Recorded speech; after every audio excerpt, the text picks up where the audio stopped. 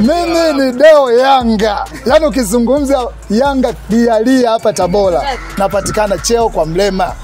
Mapanda njia kwenda airport, mkuu wa wilaya kwa kwenda national napatikana hapa kijiwe changu cha chips kipo. Leo tumeandaa supu baada ya ushindi wa jana tuliopata sisi Waarabu wa Tanzania. Sisi ni team Berkane. Kwa leo tumeandaa supu safi na chapati. Watu kama unavyoona hapo wadau wameshasogea, tuanze kupata riziki. Wananchi hatuna baya wala hatuna uchoyo. Karibuni sana ndugu zangu. Wewe unakaribisha kina nani? Wananchi?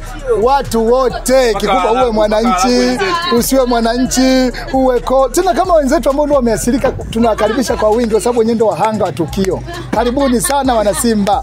Mje mnywe supu safi kabisa kutoka kwa mwananchi. Sana sisi tumefurahi kwa sababu hajachukua kombe.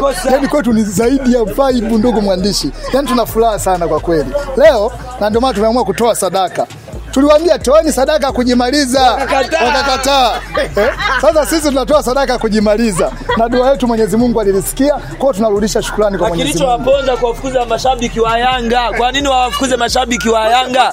Hiyo ni laana. Kwa hiyo limewakuta ambalo walikuwa wanalitaka. Na Simba wameonyesha ushamba sana. Mpira siku hizi umeshabadilika. Mpira sasa hivi sio ugomvi. Wamewashika mdada watu wamelipia tiketi, kaingia uwanjani, wameenda wamemfukuza, wamewachania na jezi, sio ungwana, sio ungwana. Kabisa mpira huko hivyo. Mpira Tanzania umebadilika sana.